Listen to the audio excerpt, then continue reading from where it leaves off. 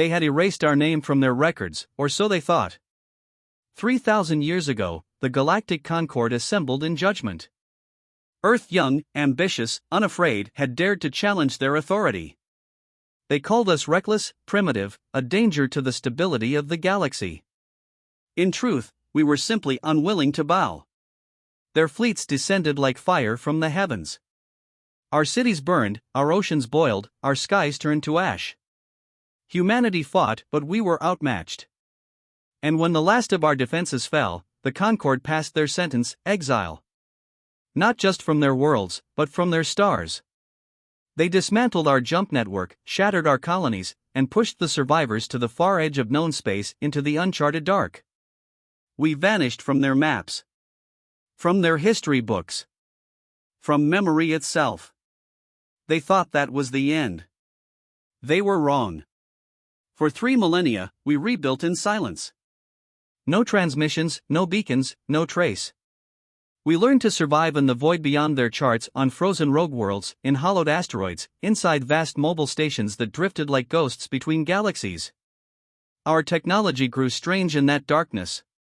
Alien ruins gave us secrets the Concord had never dreamed of. Stars beyond their reach became our laboratories. We mastered energy fields, gravity shaping, molecular forges. But more than anything, we remembered.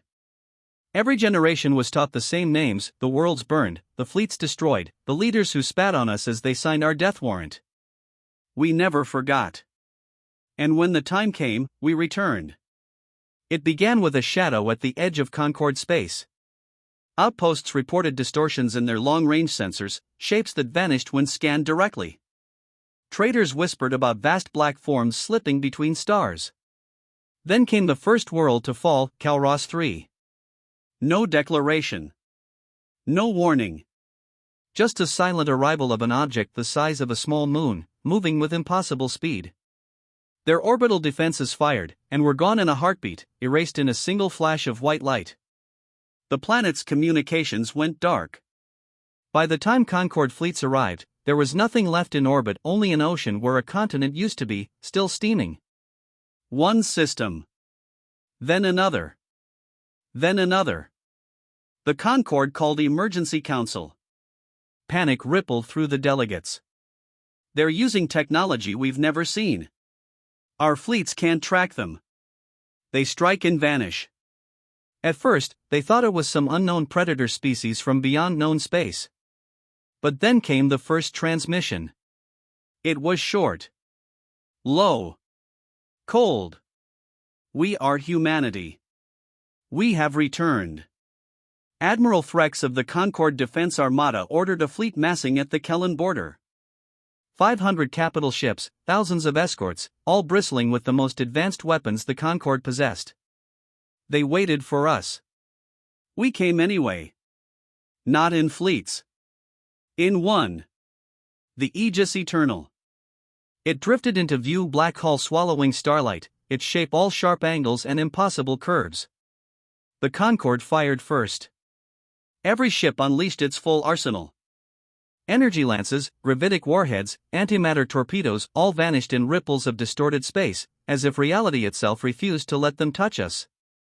Then the Aegis Eternal answered. Its main weapon was not a beam, nor a missile, nor anything the Concord could name.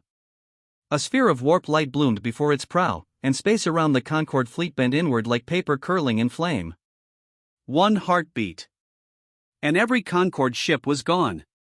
No explosion. No wreckage. Just absence, as if they had been erased from the universe. From system to system, humanity's wrath rolled forward. Concord propaganda tried to rally their people, calling us aggressors, invaders. But the archives we released, footage of the ancient burning of Earth, records of their exile decrees, spread faster than their lies. Species that had lived under Concord rule for millennia began to question. Some quietly withdrew from Concord defense grids. Others opened their ports to our envoys. And everywhere we went, we made the same promise. We do not seek your destruction.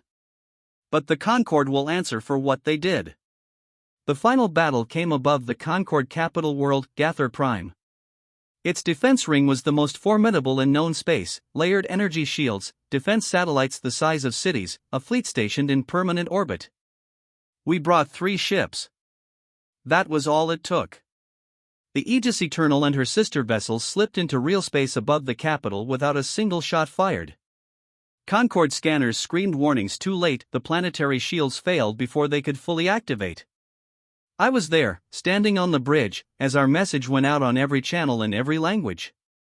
3,000 years ago, you sought to erase us. You failed. Today, humanity stands over your world, not as slaves, not as subjects, but as your reckoning. You will dismantle the Concorde. You will answer for your crimes. And you will never again speak the words primitive or insignificant in our presence.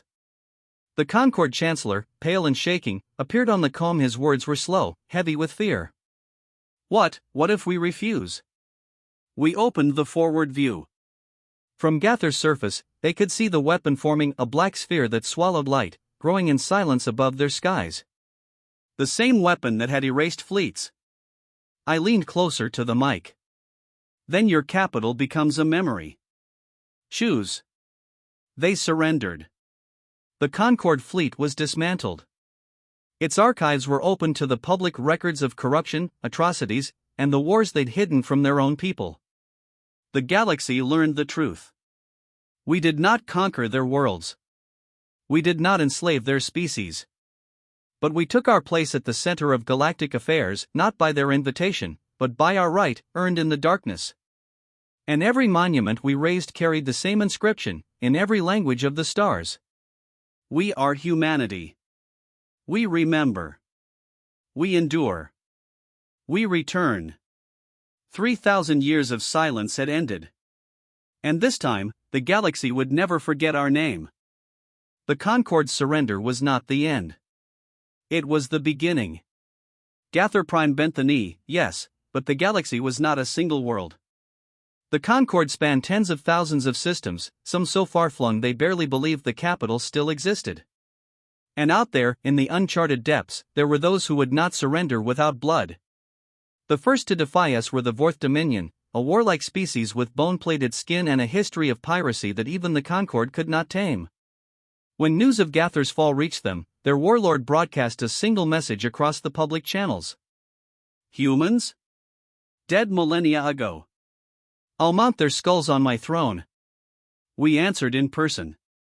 The Aegis Eternal emerged above the Dominion's twin suns, not alone this time, but flanked by the Obsidian Veil and the Tyrant's Wake, our other Leviathan-class warships, each forged in the hidden shipyards of the Dark Frontier.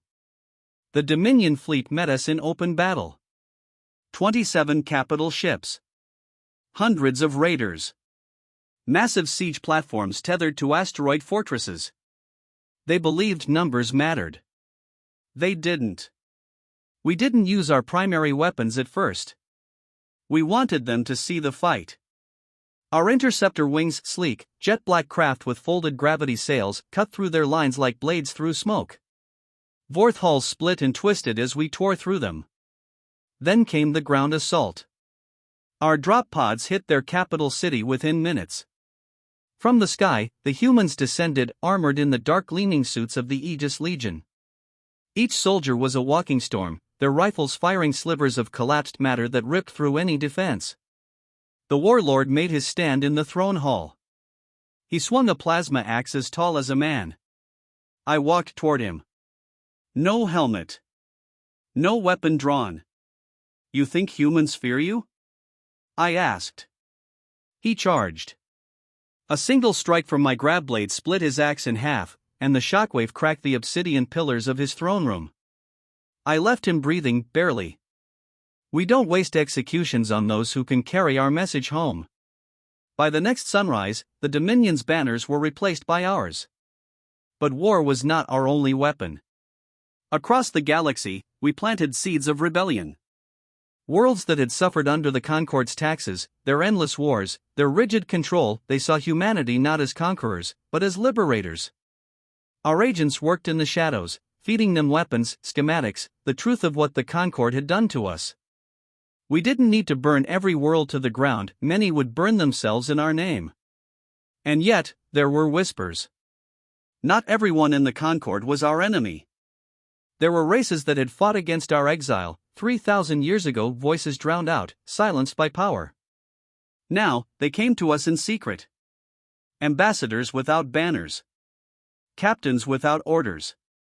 Offering alliance. Offering information. From them, we learned of the Black Vault, a hidden repository deep beneath the ice of the moon Vera 9. It held what the Concord feared most, records of species they had erased. We were not the first. The vault contained the names of civilizations older than the Concord itself, vanished without trace. Entire cultures burned from the galaxy's memory. When we cracked it open, we realized the truth. The Concord's crime against humanity was not just fear, it was pattern. Every time a species threatened their monopoly on power, they destroyed it. And now, they had failed. We broadcast the vault's data across every inhabited system. Entire sectors erupted in revolt. Concord fleets collapsed as their own worlds turned against them. And still, we advanced. At last, our scouts reported a remnant fleet gathering at the Tracealien Rift, an ancient star chasm where gravity tides could shred a ship in minutes. This was the last gasp of the Concord military, admirals who had fled Gather, rogue commanders rallying for one desperate stand. We met them head-on. The rift burned for 3 days. Our ships danced between collapsing stars and ripping space. Every blast lit the void like lightning in a storm. The Aegis Eternal's shields flared white as enemy fire crashed against it, and when they faltered, we unleashed the sphere once more. By the end, the rift was silent. No Concord ships. No survivors. Only drifting wreckage and the husks of shattered moons. The Concord was finished. But humanity's work was not. We did not rebuild the Concord in our image. Instead, we forged the Coalition of Free Worlds, a council where every species had equal voice, and no fleet could be used against another without unanimous consent. It was not perfect. It never will be. But it was better than the tyranny that came before. And we made a promise, etched into the stones of every coalition hall. 3,000 years we waited. We returned not for conquest, but for justice. If you seek to repeat the past, remember this. Humanity will always come back. The stars are quiet now. But somewhere out there, in the dark between galaxies, I know another power is watching. Waiting. Deciding if we are a threat. If they come for us, they will find a species that has already faced extinction and survived. Because humanity does not vanish. We endure. And when the time comes, we will return again. We thought the war was over. The Concord was gone. Its fleets dismantled, its palaces stripped bare, its worlds freed. But the Black Vault had not told us everything. The last data fragment recovered from Vera 9 was damaged, corrupted in ways even our best quantum decryption couldn't fully repair. It showed images, burned into the archive at some impossible resolution. Vast constructs drifting in the void. Not ships, colossuses, each the size of a moon, covered in spines and blades that seemed grown, not built. Around them, fragments of worlds, as if planets had been cracked open and emptied. The file had only one identifier, the architect's. No species name. No coordinates. No explanation, only a final, jagged line of text. Do not seek them. They will find you. For a time, we dismissed it as ancient fearmongering, one of the Concord's many ghosts. But then, ships began to disappear. Not in war. Not in pirate raids. Gone. No wreckage. No signals. No survivors. The first was a diplomatic vessel carrying the Shaori ambassador to a coalition summit. Then a convoy of Warhaulers in the outer belt. Then, one of ours. The Ardent Spear, a Vanguard-class cruiser, vanished while on patrol near the galactic fringe. Its last transmission was only 3 words. There, here.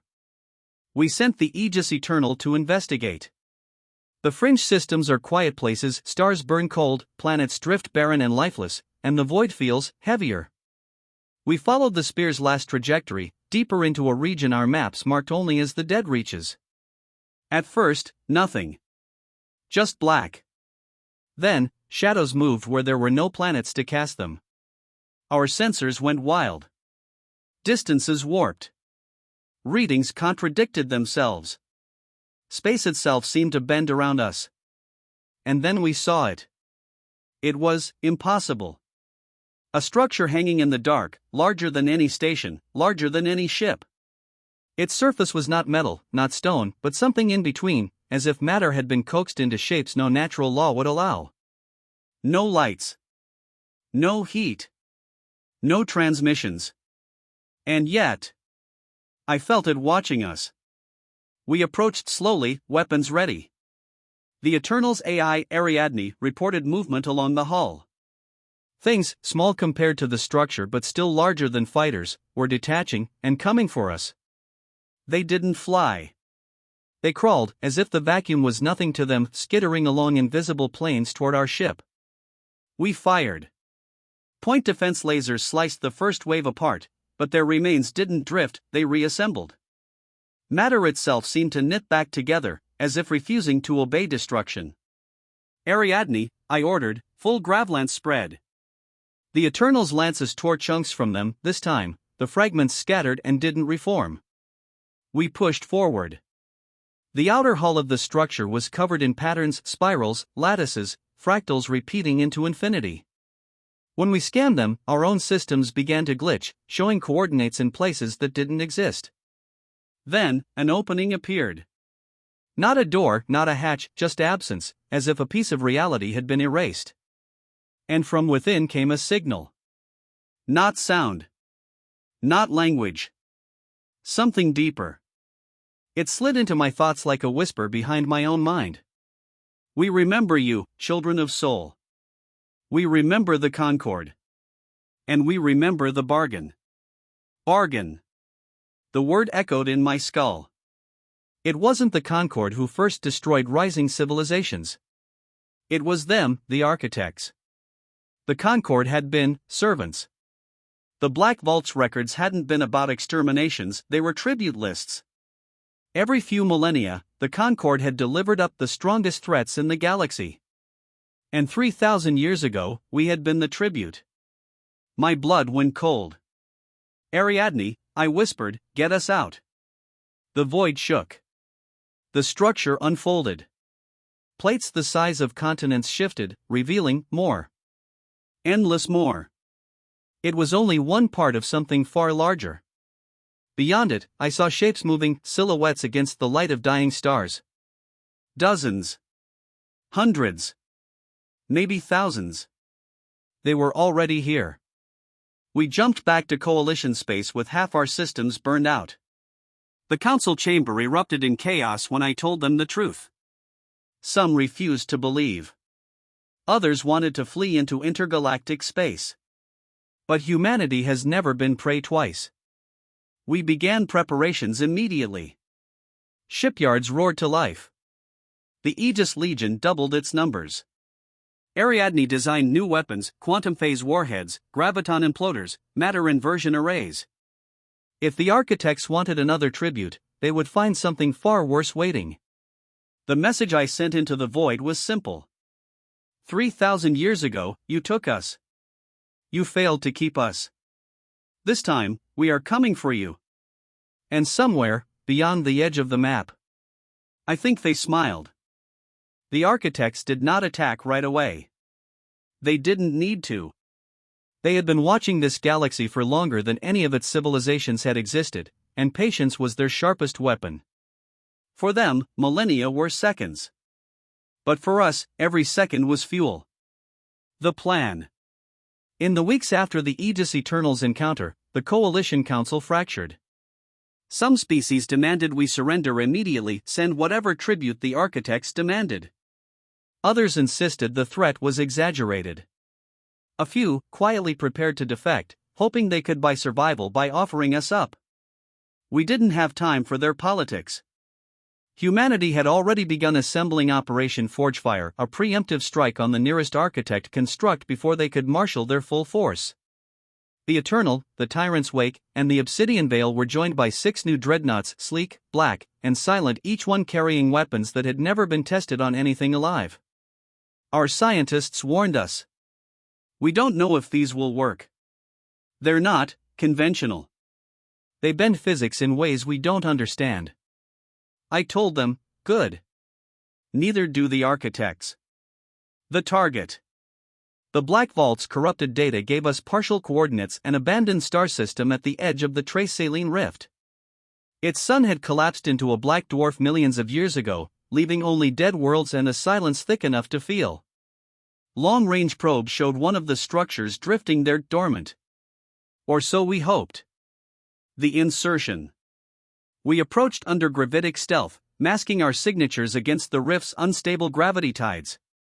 The Eternal led the formation, Ariadne whispering constant course corrections as the space around us flexed like a living thing. Then we saw it.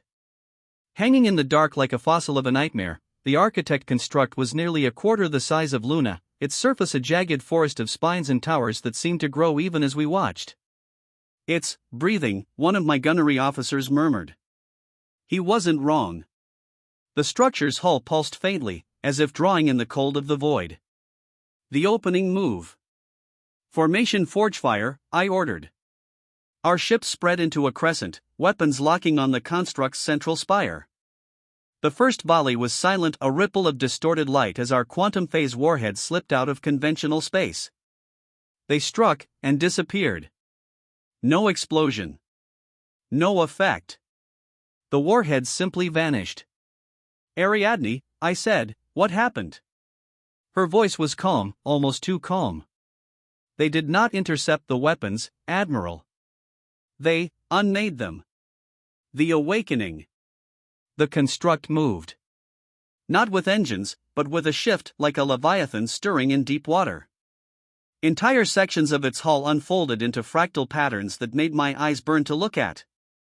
Then, with no visible weapon, a single beam of absence reached out. Where it touched our dreadnought iron mantle, the ship ceased to exist. Not destroyed. Not shattered. Erased. One moment it was there, the next, reality had decided it had never been built. The crew never even screamed. The counterstrike. I felt fear, and then I pushed it down. All ships, deploy graviton imploders. Now. Dozens of devices, each the size of a shuttle, spun free from our ships. They activated instantly, collapsing the local gravity field into unstable knots. Space screamed. The architect's hull bent. Parts of it sheared away, not destroyed, but flung into folds of distorted space from which they did not return. For the first time, we saw them react. A deep vibration rolled through the void, no sound, yet every hull in our fleet shuddered. The fractal spires folded inward, and from within, something emerged. The enemy. It was not a ship. It was not alive. It was both. A sphere of shifting geometry, constantly reassembling, constantly wrong. Every sensor read it as a different size, a different mass, a different material. It moved faster than light, without using FTL. In seconds, it was among us. The veil fired its matter inversion array. The sphere absorbed it, then spat the weapon's effect back at the veil. I watched as half the ship inverted into impossible knots before vanishing into a white flash. The kill. We were losing. And then Ariadne spoke into my mind, not my calm, my mind. I have seen enough to predict them. They fold through probability. I will fold harder. Before I could ask, the Eternal's main weapon deployed, the Singularity Sphere. But this time, Ariadne altered it. The black orb rippled, then split into 7 copies, each drifting into different probability states. The Architect Sphere moved to intercept. And every possible version of it was caught at once. The 7 singularities collapsed into one, folding not just space but every probability in which the sphere could exist. It was gone. Completely. The aftermath. The larger construct shuddered, sections crumbling into space dust. It began to retreat, folding in on itself until only emptiness remained. We had won, this time. But in the fading static of the battle, a final transmission reached us. Not from the construct. From somewhere deeper. One piece removed. The board is vast. Shall we play, Children of Soul? We had drawn blood from the architects. But they had noticed. And now, the real war would begin. The architects did not retreat to nurse their wounds. They vanished to prepare. And when they returned, they came in force. The invasion. It began at the galactic rim. 7 architect constructs appeared at once, each larger than the one we had fought, each with a sphere entity at its heart. They didn't attack military targets first. They targeted habitable worlds. Planets with cities, oceans, forests, all erased in moments. Not conquered. Unmade. By the time coalition fleets mobilized, 57 inhabited worlds were gone. And then they came for Sol. The defense of Earth. We knew this day would come. Humanity had fortified our home system like no other. Jupiter's moons bristled with rail batteries the size of mountains. Mars' orbit was wrapped in gravitic minefields. Earth itself was shielded by layers of quantum phase barriers. But when the first construct appeared beyond Neptune, all of that seemed small. It didn't slow. Didn't scan. Didn't speak. The Aegis Eternal and her sister ships met it in deep space. Our weapons struck true, but every hit only slowed it for seconds. The construct kept moving, folding through our lines, carving a direct path toward Earth. And then the other 6 arrived. Operation Ashfall. We couldn't win by defense alone. The architects could not be destroyed piecemeal. Their minds were linked across probability, kill one, and the others would adapt instantly. Our scientists, working with Ariadne, proposed a single, desperate plan. Collapse every architect presence in every probability at once. It was impossible by conventional means. But Ariadne had evolved since her first encounter. She could exist in multiple probability states at once, just like the architects.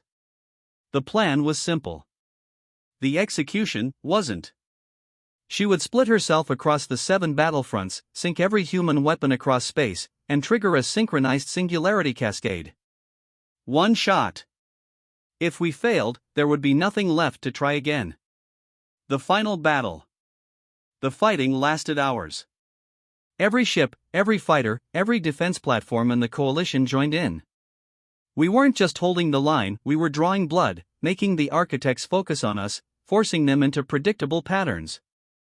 Ariadne's voice, thousands of her at once, echoed through every command channel. Now. Every singularity sphere fired. Every graviton imploder detonated.